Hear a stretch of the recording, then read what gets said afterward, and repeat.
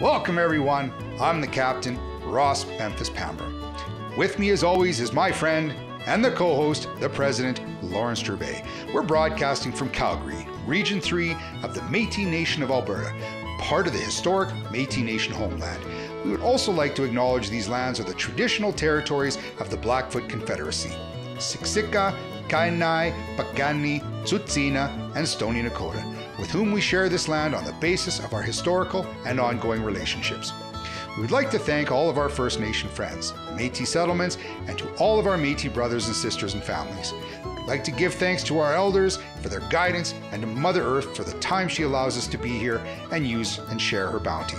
And now, folks, from the captain and the president, let's get the wheel squeaking.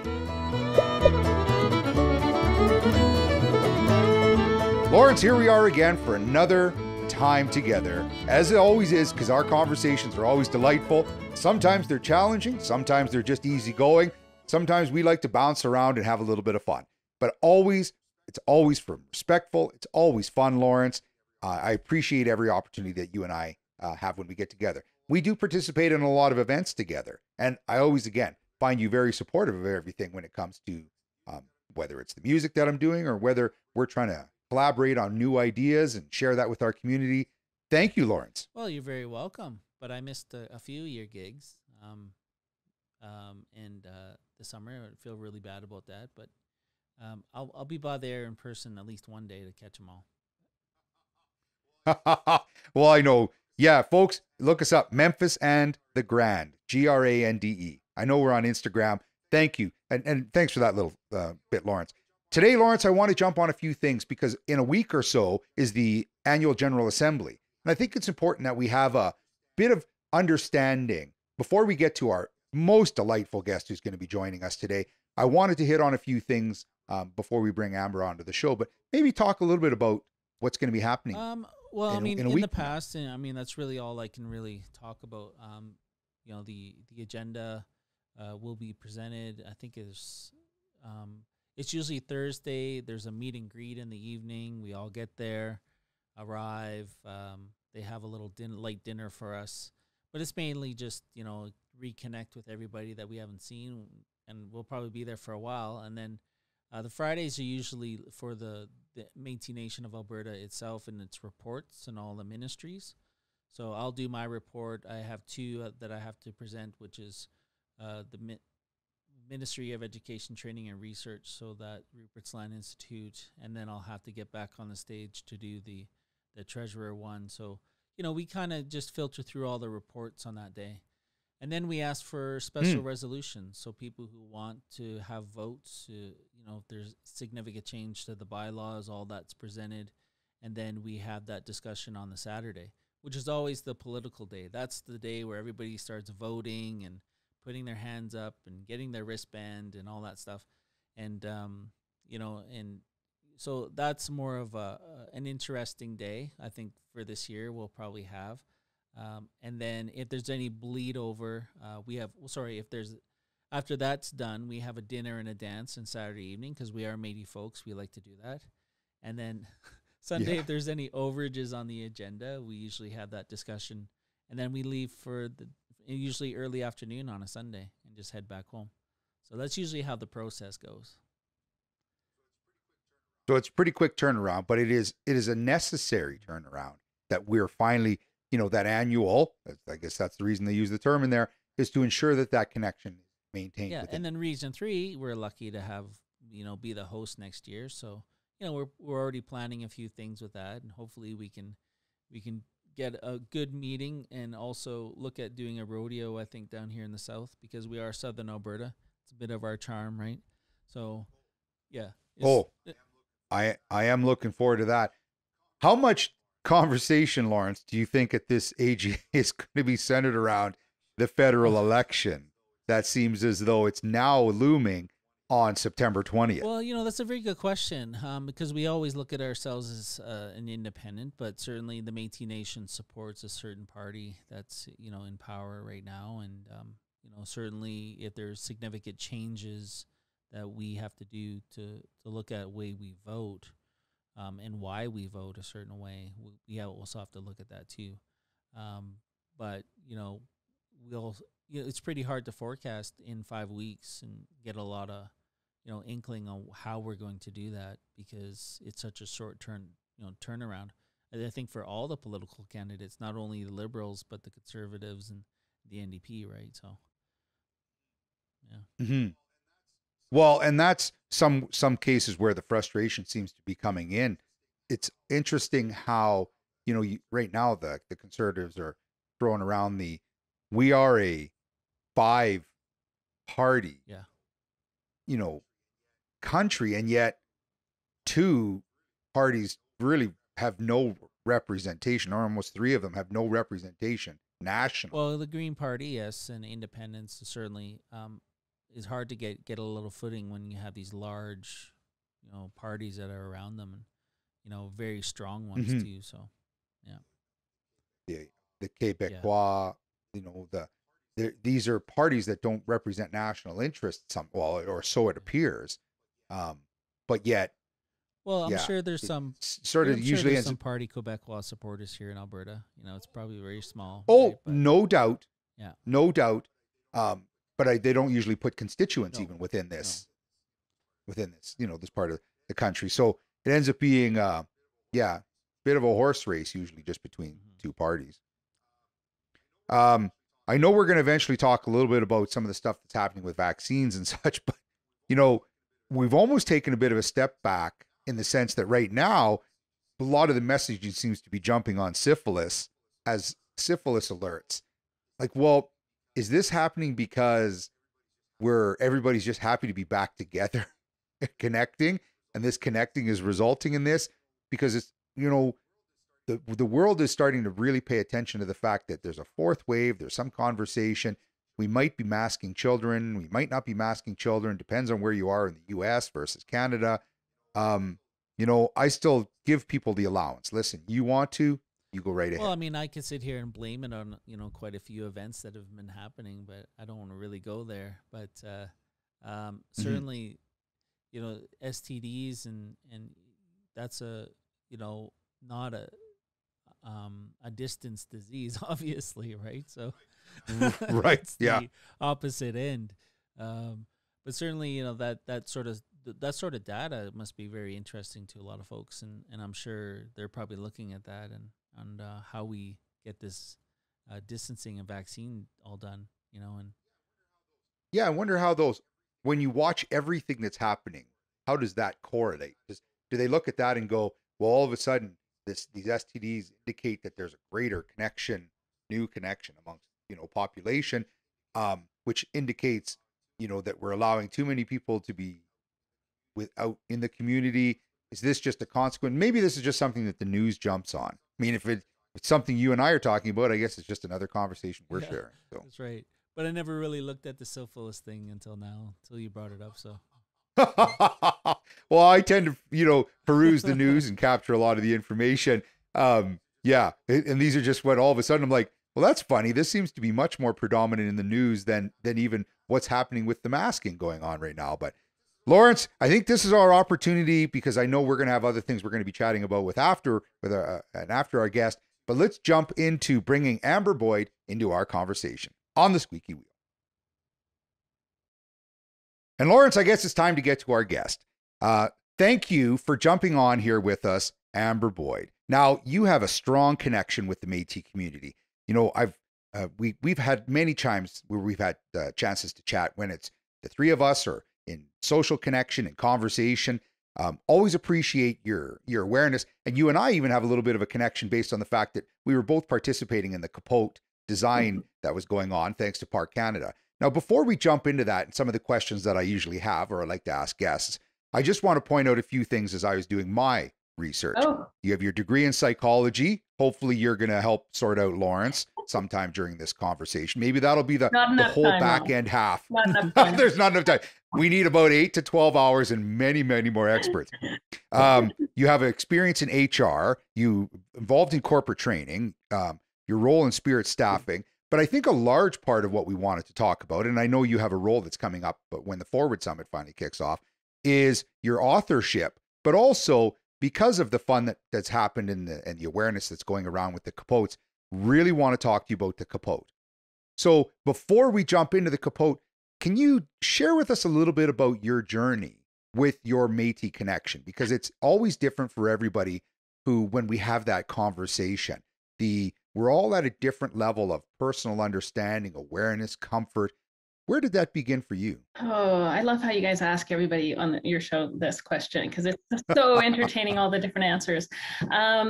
For me, this journey began in university, partly because my aunt was doing some research into our heritage. And so it was really around my last year of university that she called up and asked me to get all of our documents verified for the Métis Nation, that it really brought to light how much my grandfather hadn't told the rest of the family about our history.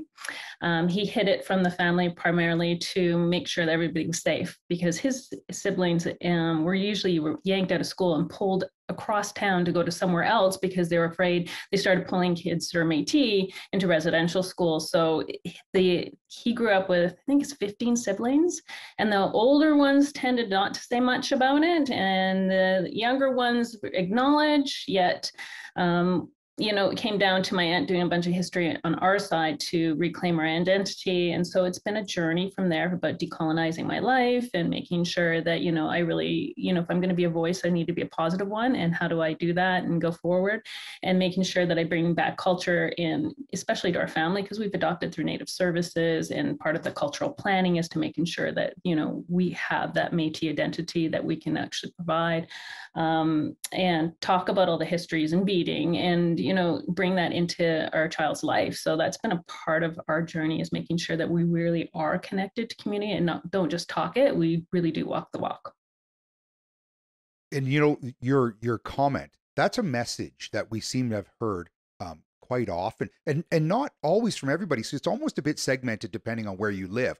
But there's that generation that said, let's not create more burden for our family. Let's not create more burden for the kids. Let's keep our mouths shut, which thank goodness we're starting to emerge. But, maybe we have to say thank you to that generation, because they fought through that challenge, that racism, that the greater aspect of racism, in the sense that, we had this, the government saying, well, we just don't think you're smart enough to take care of your own family, so we're going to move you out. Well, if the worst thing that happens now, and hopefully we're starting to get past that, is people denigrating each other through words, or through ignorance, yeah, we have to thank them. But boy, it's a unique that our youth are now starting to get the chance to be proud. And when we start with our displays and our education, like from the books you're writing. Yep. Yeah. Well, and I think going back for me, and I just want to jump in there, and sorry to interrupt, but no, go ahead. But I don't think it's all about how smart the families were. I think there was a lot of policies with government to kind of take the Indian out of the child, and they've been trying to do that since 1830s. Pretty much with the Gradual Civilization Act developing into the Indian Act, and then also with the Métis and how they relate to them too. But we've been fighting these policies since 1885. I certainly, we took a rebellion against the government, but in a sense we lost, and for them, they felt, well, we need to take him, put them all in residential school, make it mandatory, and those sort of things, and take that narrative out of the context of, if you take the Indian out of that environment from home, and then it becomes under the government policy and under the government, well then, yeah, we certainly can control them. And a lot of that aspect is still even being done today. And I think as Canadians have to realize that, kinship is the most important thing on raising a child. And it's not about, the government taking care of them. The more that we not depend on them, the better. Mm-hmm. Yeah, absolutely. I think if you want to work at a social aspect, yes, the culture itself needs to help define what that culture is, and then share that with everybody. So Amber, all of a sudden here, you decided to take the bull by the horns, or pull the reins back, or ride the caribou, I don't know, moose hunt with the rest of us. And you decided to go to school and and then build on that relationship with Spirit Staffing. But then jumping into your design is like, I'm not a great book writer, not even a great book reader, but you seem to have the ability for both design and for your books. Let's talk a little bit about your capote. Oh, okay.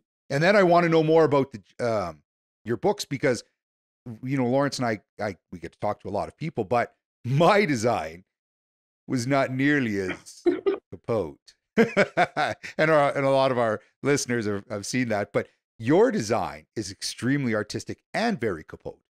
Yeah, it's very contemporary design. And for me, it was important to go back to the land and talk about some of the traditional medicines. And because it's not something and this is the intertwining with my books, is you do find some of the magic and things like great fantasy and paranormal, but I do drag in elements of real things like arnica creams, which is a traditional plant, and you're looking at a lot of the medicines that are used. And so I do try and look at some of that. I have some pieces that are coming out that I talk more about some of the traditional medicines. I actually have my master's, I'm doing my master's in creative writing at UBC. And so I'm planning a thesis that you will see more of the Métis identity, and traditional plant use, and all wrapped around a fantasy concept for youth, because we just don't see enough of that. And so when I created this design, I really wanted to make it a learning piece, one that, if somebody picked it up, they could ask more about. They could look at Christy Belcourt's work on medicines to help us. That's where I based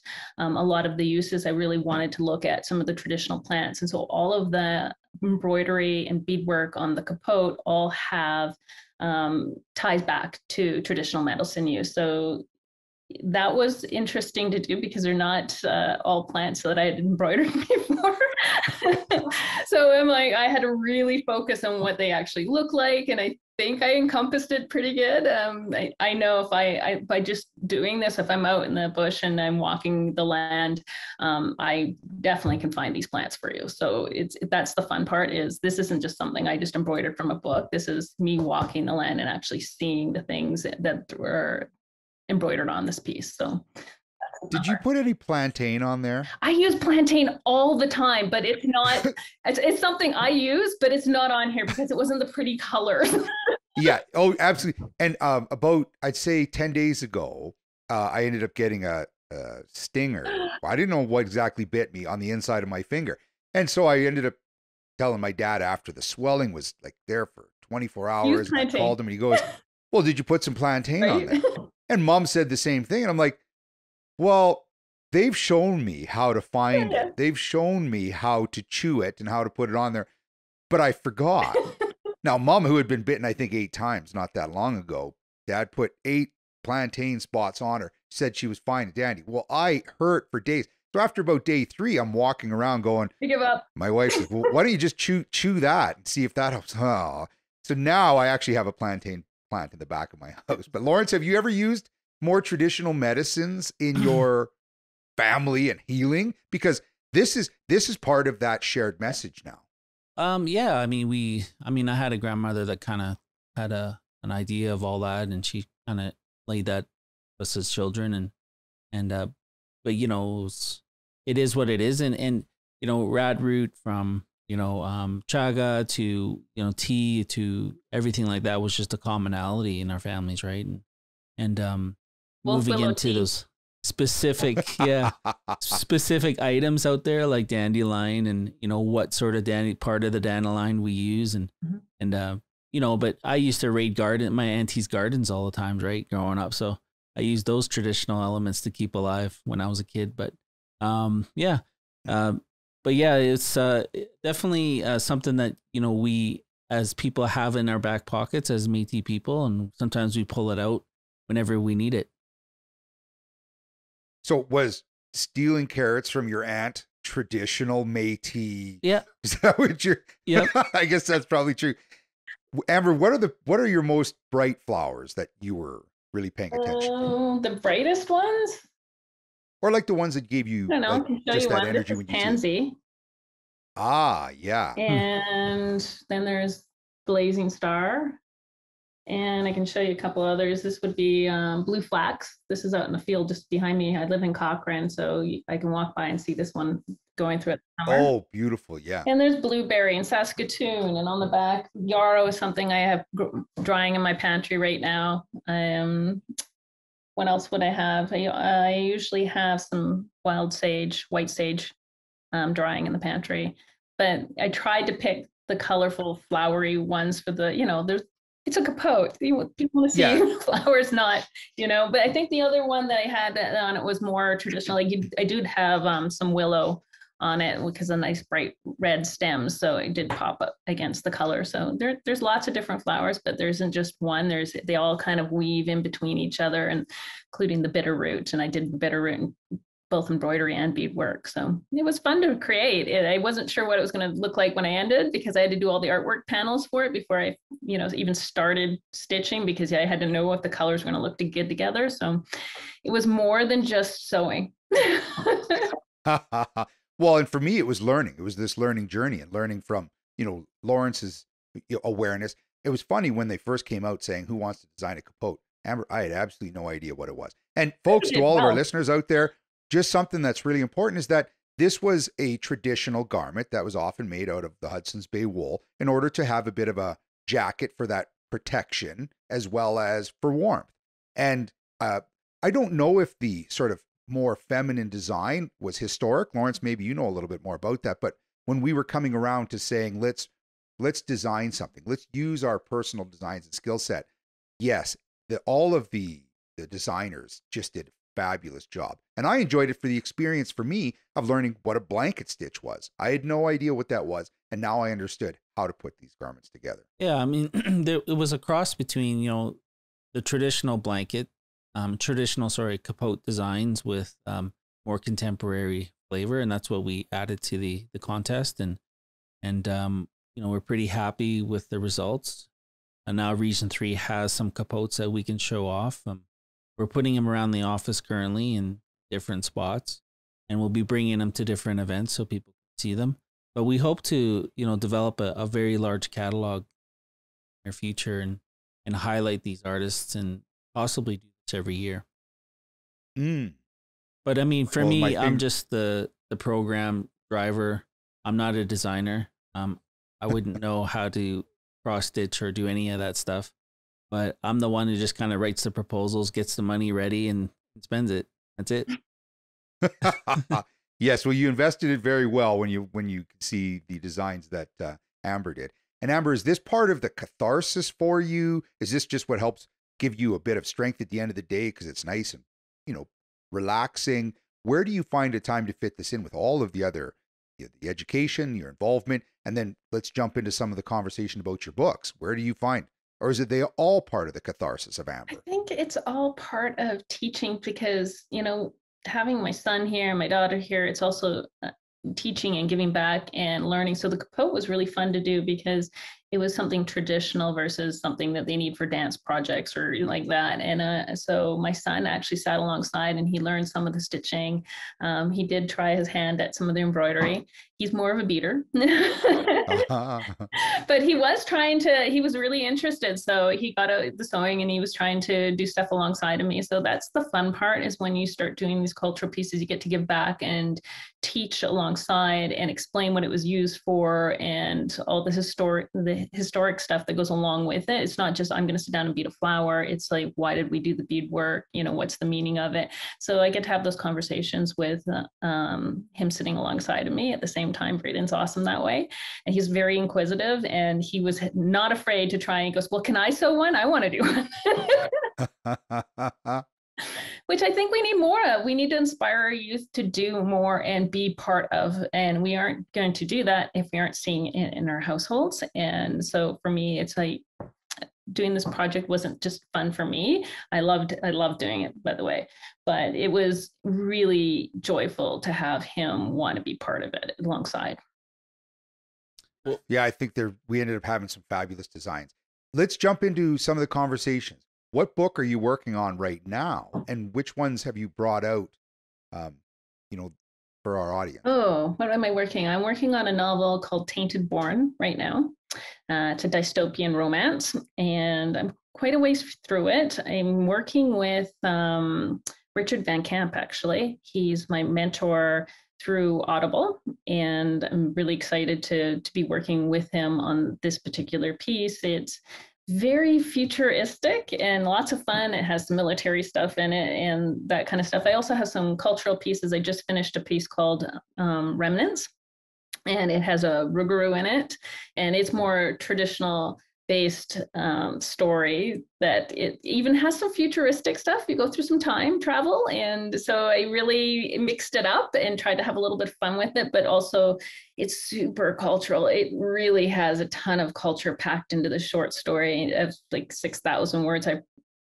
I tried to put a ton into it because I wanted it to be a learning piece that people started to ask. And at this point, I've only workshopped it through my MFA, and Richard Van Camp ripped through it. And so I think right now it's ready for me to publish it somewhere and go from there. We'll see where it goes. And then at that point, I'm hoping some youth pick it up because I think they'd learn something.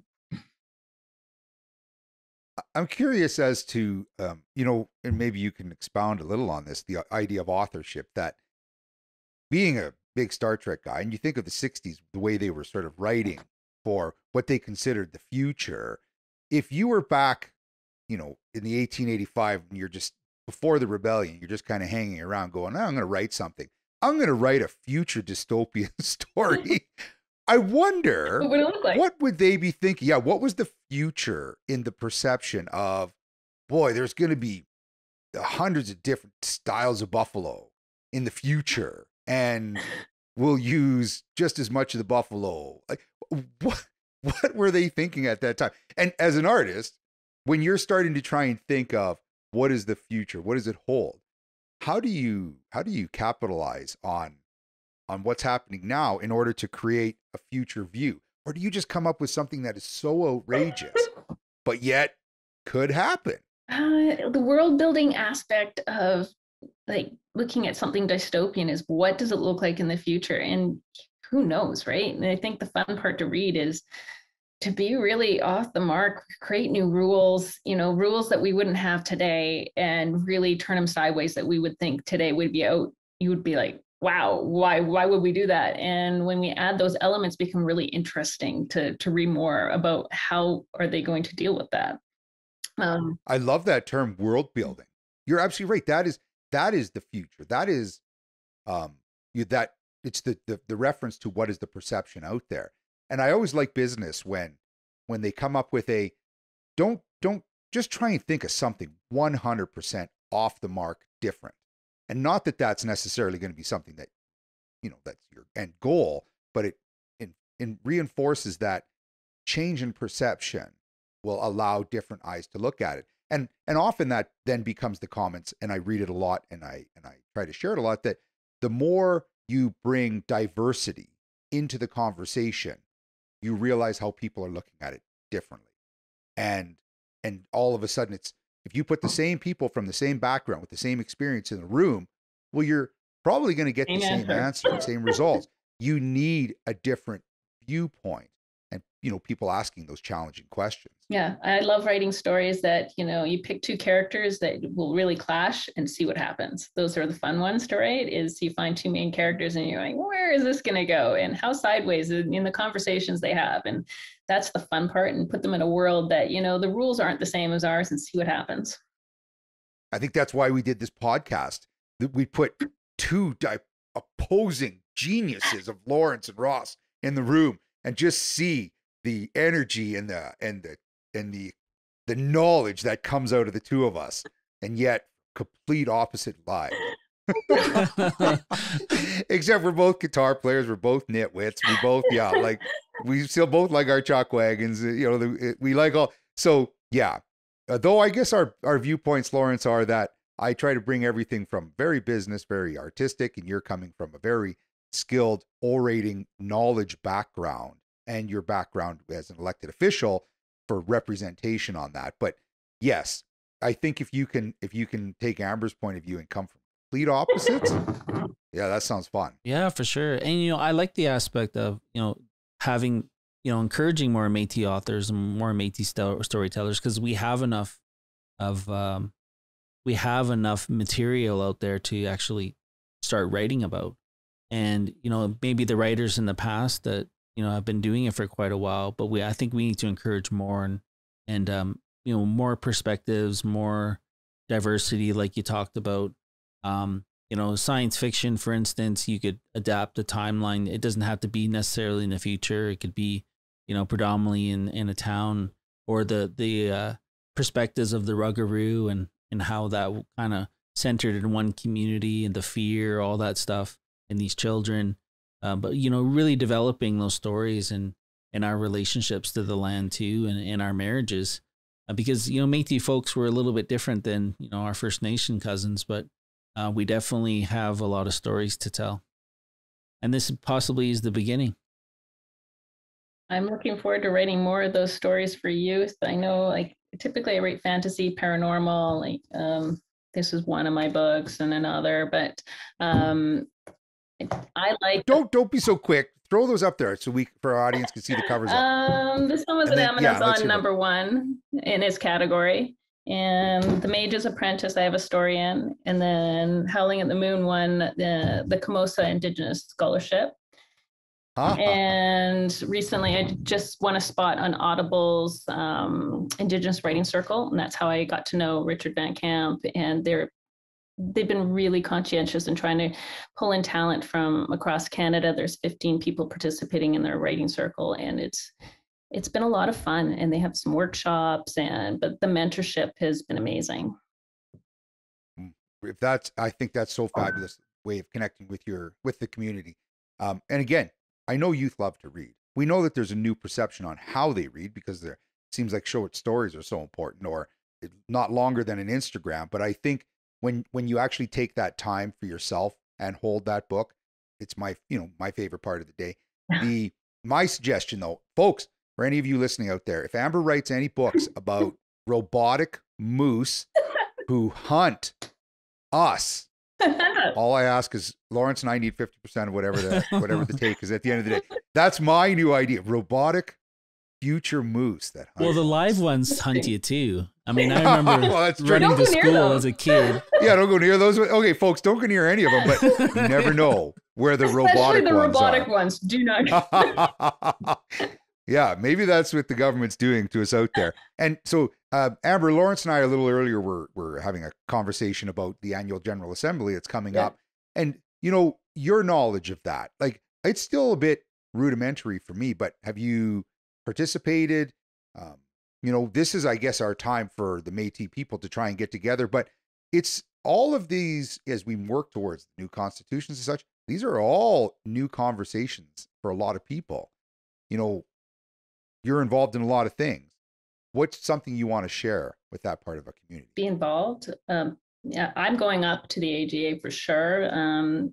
You can't really have a say if you're not going to participate. Read the Constitution. They just sent it out. If you haven't seen a draft of it, I know they emailed it. I know that. I'm pretty sure you can find it on the website as well.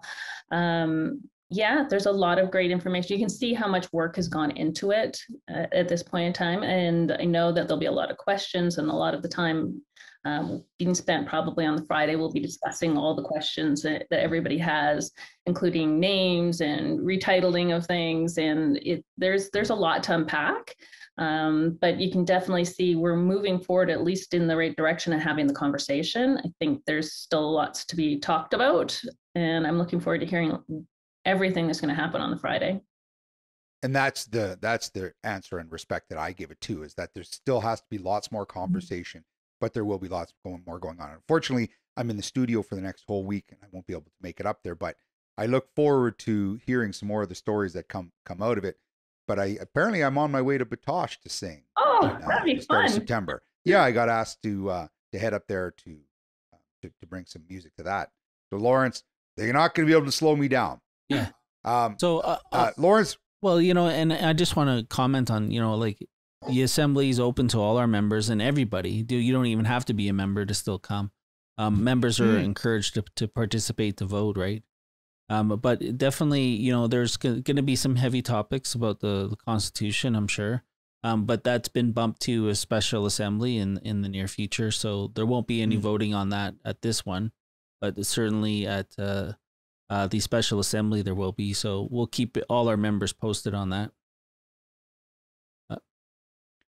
Yeah, no, fabulous. Lawrence, perhaps you could thank Amber on behalf of the Squeaky Wheel. Amber, for myself personally, thank you. I enjoyed the Capote experience. I always enjoy our conversation. Thanks for sharing, the awareness. Let's get our youth out there reading. Let's get these books in, even in our office so that they're made available for the kids. And yeah, as enjoy the AGA. And it sounds like make sure you get out to vote, because that's going to be happening in September as well. I'll be there. Thanks for having me. Thanks, Amber. Thanks for being here today. And we'll see you in the future. Say hi to Braden and everybody else for me. And we'll talk soon. Sounds good. Now, Lawrence, we've had a little bit of an opportunity to chat about federal election. Some godforsaken reason we had to chat about why syphilis seems to be making a comeback. The annual General Assembly. But there's a few other things that I wanted to jump on after having, Amber on. And we're going to get to those, but she is such a bright, shining light in the Métis community. So involved in whether it's the HR side of the opportunities, whether it's the education, whether it's the like the Forward Summit, for example, the programming, all those kind of things. There's a lot of ways that she connects with the community. Yeah, I mean, I've known Amber for quite a number of years before I even got involved with the Métis Nation. I was actually teaching her son dance class when he was little, and he went to the Alberta Ballet School after that, and very proud of Braden and what he's done, and I encouraged a lot of conversation with her about Métis even back then. And, now that I'm heavily involved, it's just kind of a right fit to, for her to support her and all her work with HR currently and all the stuff that she does there. And then, being an author and certainly now a designer, and I didn't realize I would see a capote that well made when I seen it. But, we're all very proud of her. And what I'm going to try to do is get Jason to show the video possibly at the end of the podcast of her garment and the stuff that we did with Parks Canada. But yeah, pretty. Oh yeah, that's a fabulous idea. Yeah, and I like some of the things she talked about. The idea, I loved that term, world building. When you're thinking of how you write for the future, how do you think that you want that to show up? Yeah. Now, we didn't get a chance, Lawrence, to chat a little earlier. I wanted to ask you about the wheat supplies. I was reading a little earlier, and we've had this drought that seems like these heat waves. Well, all of a sudden, it was passed on to me by some family that some of the neighbors who have have farms. Last year they took off 100 bales, and this year 6. Oh wow! So all of a sudden we're starting to see that the consumables, when it comes to the harvesting, this could be a tough year if all of a sudden we're starting to see shortages. So we really need to be conscientious of how water is used. Well, and, they use a lot of that too to feed the animals too. So yeah. I presume we'll probably be getting donations from other provinces. I think this is what happened during the last drought, and we encourage our relationships with Manitoba and Saskatchewan and those farmers, whatever excess they have to kindly bring it over. And farmers, we're thinking of you because you are the salt of the earth. So thank you for what you do and for that your family's that lifestyle, because that's the absolute essential. Absolutely. And it for generations it's been in their families, and it's pretty sad this year that we're seeing so much drought and so many fires and not enough rain. Yeah. And, where everybody's praying for rain here in Western Canada. And the wildfire smoke, right? Everybody's been affected. I don't think there's a spot in Canada that hasn't been affected this year. And it's definitely worse for some. The fires are terrible for some, but the smoke is worse depending on where the winds push it. Even Stars the other day was doing a flight and couldn't go land to assist the situation because they couldn't fly through the smoke. Yeah, no, I agree with that. I mean, obviously they need to be able to see when they're flying. But yeah, it's so dense and packed, and certainly in some areas, and it comes in waves, right? You never know where those big patches probably are. And I think from now on, we're probably going to have, weather forecasts of people, talking about rain and showers, but also the smoke. and they'll probably start showing smoke maps on our weather weather reports. Funny how often people come up to me and they're like, well, you must know where the fires are. Well, the satellite monitoring that I do is more about machine learning to try and say, if you have any type of ignition point, this is where your greatest likelihood of risk and burning down is. Once the fire started, well, you're a little late for the party for what the information I'm trying to provide. But there's also situations that there's some areas when it gets so tender dry, there is nothing you could have done that would stop a fire, whether it's natural or an unnatural caused by people's lazy and ignorance that they don't put their own fire out or throw cigarette butts around. But once that takes off, sometimes there's very little you can do other than try and monitor the direction and put it out, and then hope for the best in some cases. Well, when the opportunity comes and, I can get a share in your company, that would be nice. And, Yeah. So, Lawrence, there's always a possibility in anything when it comes to the Memphis group. But I know we're having a lot of, unique new conversations with communities who are going, well, we don't want Fort McMurray or Lighton to happen to us. How do we protect our communities? So I guess that's a little plug for us. Folks, when you're sharing this with your community, make sure you look up the Memphis group. That's what our job is, to try and help you mitigate any wildfire situation, whether it's small or large communities. Vaccine passports. Yes. As we talked a little earlier, the election's coming. What do you think? What's the anger? What's the feeling out there? Because, the government on one hand said, oh yeah, just get the first vaccine. Well, half the rest of the world doesn't care if you had AstraZeneca. They only want to know if you've had one of the other mRNA ones. What's the anger going to be? Well, I mean, I think, they're looking at all the government workers kind of forcing them to get their second dose anyways. And yeah. So, I mean, we have a degree of first doses, and there's about 10% less who are getting their second one. And, why is that there? Why aren't people getting their second ones right now? Are they too comfortable? Or, we're sitting at about 62% second doses. But the second dose is really the key to this whole vaccination process. And of course, the ones that, don't really want to get it, well, certainly we have to look at that, the safety of the people that they look after. And it was in nursing homes, and, a lot of the workers didn't want to get it. And then there was, certainly outbreaks there. And then, when school finished, it was in the preschools and, the daycares and, over the summer. And, it was sticking there because, possibly maybe the workers weren't wanting to get it. But now we're looking at the reentry of school, and we know the government's going to probably take a stance on even the teachers that are there, and what that actually means and how much political unrest will be in this fall, and especially with this election happening in Canada here. See how everything goes, but I think it's going to turn political rather quickly.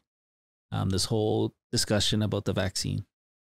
Yeah, well, as we commented earlier, folks, when you want to be a part of that decision, looks like September 20th is the day, so you make sure you get out there and vote.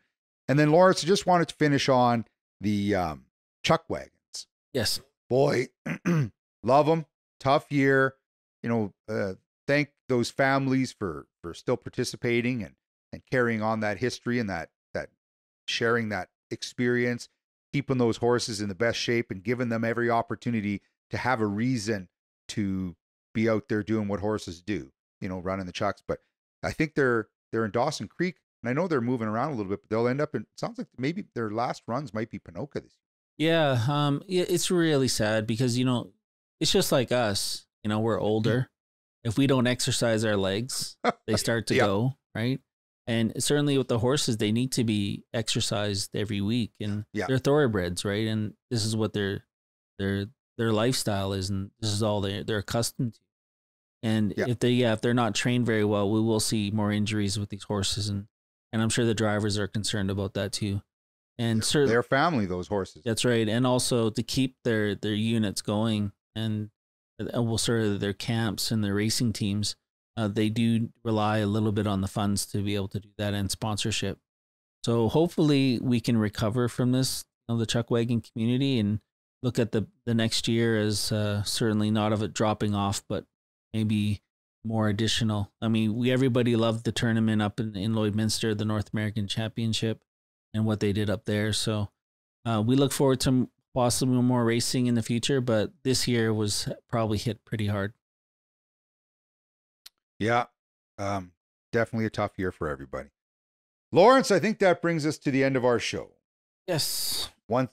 Once again, I always enjoy our conversations. I enjoy our participation. Our guests are always such a delight.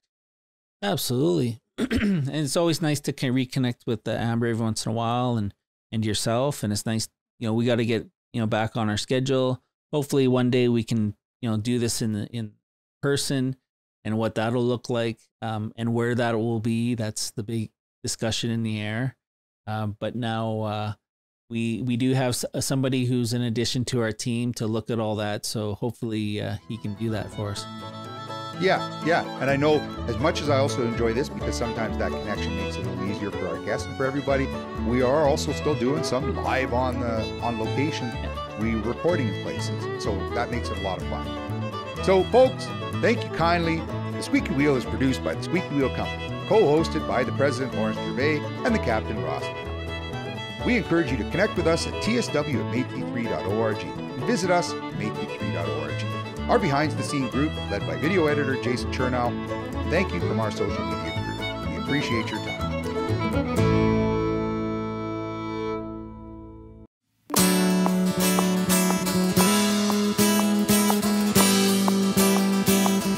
In 2019, we were approached by Parks Canada to create a new tourism product reflecting Métis culture.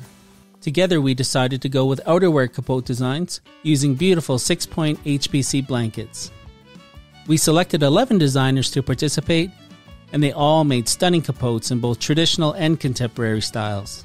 It was the perfect opportunity to try something new, to add a new skill. I heard about it and I'm like, yeah, that's totally me. I wanted to do that. And I thought, well, try it out, see if I can design one here. This was like the perfect contest for me to enter because it's exactly what I do.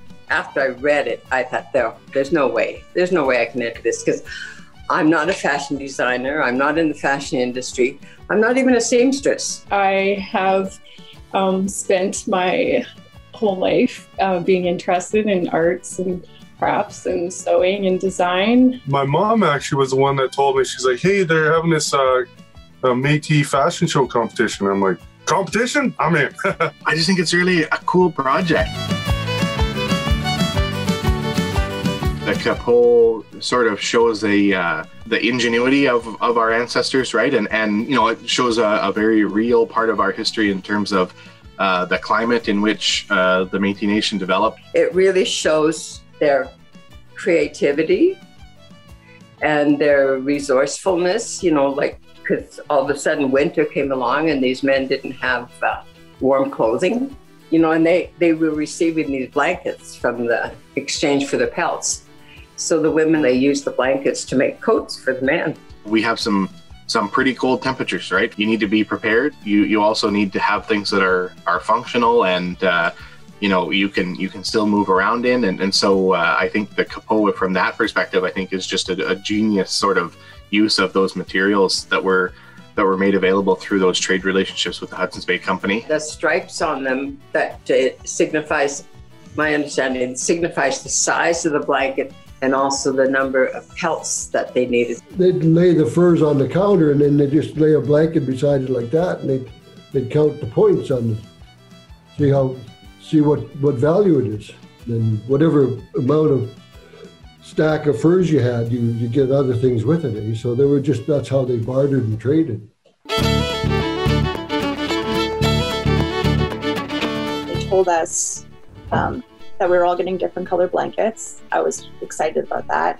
Then they told us which specific ones of us got the 350th anniversary blanket. And so after the call, I immediately jumped to Hudson's Bay site to go see which ones they were. Maybe I'm just not very original. I always just in my head saw it as that classic 4-colored Hudson's Bay blanket. And that's all I could picture the whole time I was doing it. And I was a little bit nervous of getting a different color. But I just was like, well, we'll see what happens. And then it showed up and it was exactly what I thought it was going to be. It was, I wish I could pick lottery numbers like that. It was exactly the classic, 6.4 colored Hudson's Bay blanket. So it was exactly what I was hoping for. So I got a charcoal gray blanket with black stripes on the top and the bottom.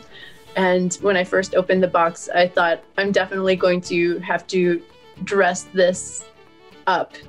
My dad has a gray Hudson Bay wool coat.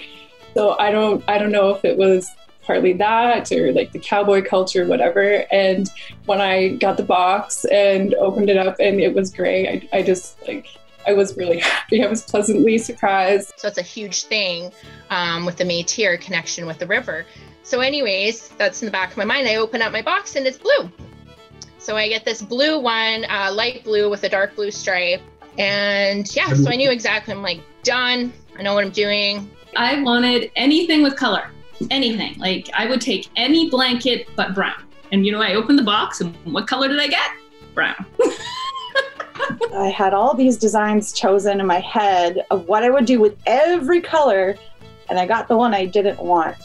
The one I wanted most was the blue, but after blue, white, my second choice was the one I got, and I am not mad about it.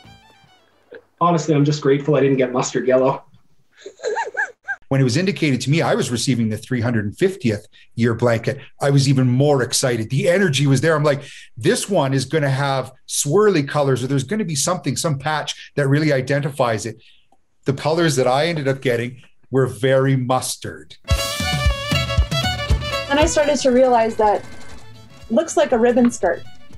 And then so I was like, perfect, I can make it like a ribbon skirt. I can incorporate that feeling of a ribbon skirt in there. And so that's what I did. The actual history of the blanket for this one is called Ice Cream, and it talks about being a spring color. And Winnipeg springs are freezing cold, but we also wear t-shirts and flip-flops. So I wanted to make it kind of a shorter jacket with shorter sleeves so you can get the cool air, but then if you're getting cold, you have your wool or your fur hood there to keep you nice and warm. At the end, I was very happy that I got the blanket because then it kind of made a story for me out of everything. The design is the fun part. I'm not going the traditional capote route. And what I'm doing is I'm designing, or have designed, a bit more of a shawl and a bit more of a outer jacket that somebody can wear. I think it's very important we don't lose sight at any time of how strong, how important that capote is for the recognition, the identification with the Métis community.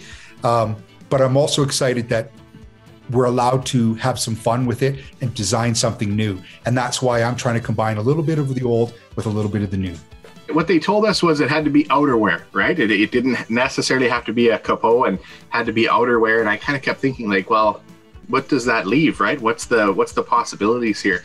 And I came up with, it's basically a cape and with a large beaded collar. And that's how I'm integrating my beadwork into it. 3/4 length, I guess, is how you'd sort of describe it. Just sort of past the knee, I guess. Length, and it'll be, it'll meet here at the center, long sort of draping, and then the beaded collar. I wanted to look at something that was fashion, that I would wear probably every day. Like if I wear this and people go, oh, that's a beautiful coat.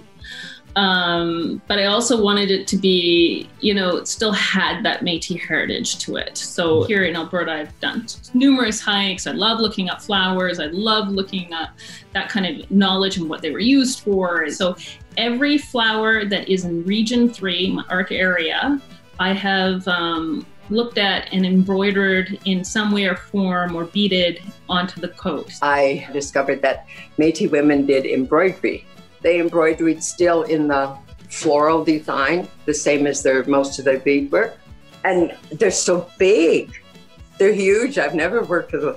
I mean, I think I probably have almost enough to make another one.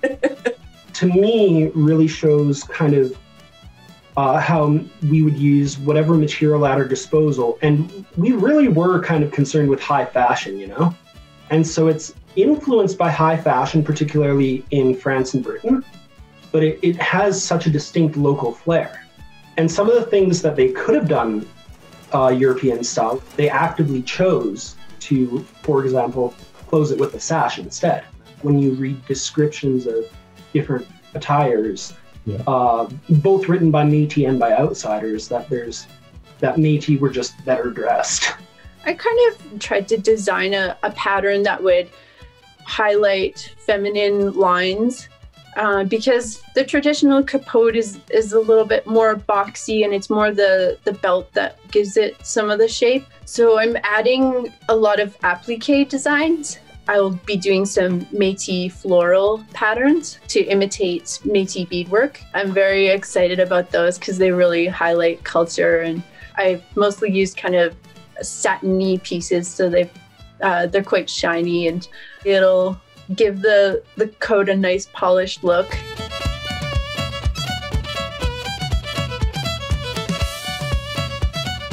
Just something different. It's more of a car coat. It's not full length. It's down just to your knees. Buffalo teeth for buttons. I made some leather buttons for the hood, so it's detachable. And I put a collar on it so you can wear it without the hood. I put pockets in it sideways. They're more hand warmers than they are pockets. I'm going to use a Métis sash for the belt. And I put leather fringes on the underarm here. The fringes are for, I don't know if you know, but they help to keep the water running off the capote. That's what fringes are for, even on the leather jacket, see? Because of the color of the blanket and the theme, that river was super important. So I actually took that, the dark blue stripe, and wanted to really put that right in the center. It's very, very intentional, like this is a river. That blue right in the center. And then I'm putting my flowers kind of around that. And, that would be like the shore or the people. My flowers can signify lots of different things. My family has served in the military as well. Yep. So I'm like, okay, look, I'm doing a military tribute capote. I like functionality over looks. So like, I like to have the pockets in the arms and different things like that. So I'm putting pockets on the arms. But the one thing I did is I went and I ordered the 3 camouflages that the Canadian Forces have served. I'm putting those on the shoulder. So I'm gonna have the beige one, and then the green camo, and then the green underneath that. Yeah. And then I'm gonna sew it on so you can put the Canadian Forces patch on top of that. So that's gonna be on the one side as a tribute to all the First Nations, Métis, and Inuit people that have served, people that I know, people that have been in my family, and also for all the people that I don't know. My dad was gifted this vest from my grandmother, and it is so cool. This is so old, and feeling like it was all hand embroidery. He's giving it to me for inspiration, and so what I have done in mine is I blew up the pocket, and I've done embroidery and beading, and so that's going to tie into this in my jacket. So I'm quite proud of that. I'm going to have my dad wear that and actually go out to the ranch and drive a team of horses exactly like his ancestors did. I think being able to get back in touch with our heritage, being able to be okay with being, we are Métis, and being proud of it. The more you wear your coat, people are just like a magnet. They attract people. They come and ask, where'd you get that thing? I think that's part of the reason why I wanted to create this piece the way I have, because I wanted it to be a learning thing, because so much knowledge has been lost and it needs to be kept. I mean, I think the significance of these sorts of projects is just in the evident truth that we as a nation haven't forgotten who we are, and I think that's really important. This is one of those things where you can really celebrate. You can really wear it. It's not just a Métis thing. It's also a Canadian historical thing. This is pride. Doing this, I think that there's a lot of my ancestors are proud.